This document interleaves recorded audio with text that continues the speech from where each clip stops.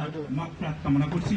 সেই সাথে মহান মুক্তিযুদ্ধে বীর শহীদদের বিদেহী আত্মার মাগফিরাত কামনা করছি। কৃতজ্ঞতা ও ধন্যবাদ জানাচ্ছি গণপ্রজাতন্ত্রী বাংলাদেশ সরকারের মাননীয় প্রধানমন্ত্রী জননেত্রী শেখ হাসিনাকে, যিনি কারিগরি শিক্ষার বিস্তারে নির্লসভাবে কাজ করে যাচ্ছেন, যার নির্দেশে আজকের এই প্রতিষ্ঠান প্রতিষ্ঠিত হয়েছে। কৃতজ্ঞতা ও ধন্যবাদ জানাচ্ছি আমাদের পীরগঞ্জের অভিভাবক, মেধাবী জাতীয় সংসদের মাননীয় স্পিকার মেধাবী ডক্টর শিরিন শারমিন এমপি কে, যিনি আমাদের পীরগঞ্জে এত বড় একটি কারিগরি প্রতিষ্ঠান করে দিয়েছেন। কৃতজ্ঞতা ও ধন্যবাদ জানাচ্ছি অত্র এলাকার সকল সম্মানিত রাজনৈতিক ব্যক্তিবর্গকে, যারা এই প্রতিষ্ঠান গড়তে সহযোগিতা করেছেন।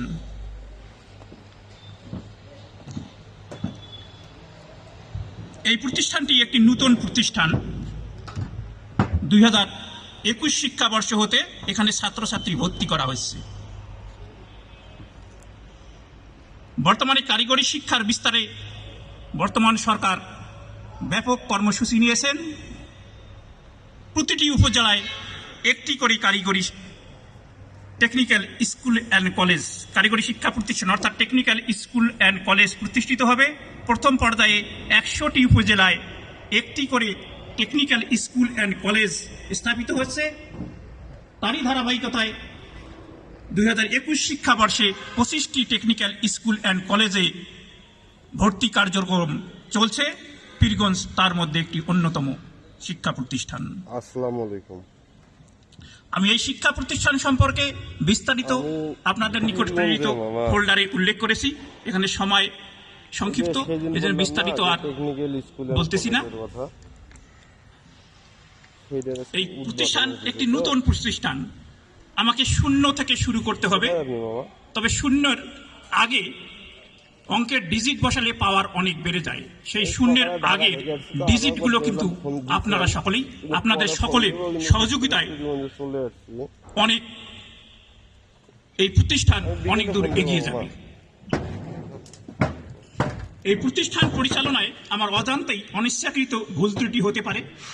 আশা করি আপনারা ভুল ত্রুটিগুলো ক্ষমা সুন্দর দৃষ্টিতে দেখবেন এবং গঠনমূলক পরামর্শ দিয়ে প্রতিষ্ঠান পরিচালনায় সহযোগিতার হাত প্রসারিত করবেন। আপনাদের সকলের সহযোগিতায় আমরা এই প্রতিষ্ঠানকে বাংলাদেশের শ্রেষ্ঠ কারিগরি শিক্ষা প্রতিষ্ঠান হিসেবে গড়ে তুলব ইনশাআল্লাহ। আপনারা অনেক দূর দূরান্ত থেকে অনেক মূল্যবান সময় নষ্ট করে, অনেক কষ্ট করে এসে এই সভাটিকে সাফল্যমণ্ডিত করেছেন। এজন্য সকলকে জানাচ্ছি আন্তরিক কৃতজ্ঞতা ও মোবারকবাদ। সকলের সুস্বাস্থ্য ও দীর্ঘায়ু কামনা করছি, সকলের দোয়া কামনা করছি।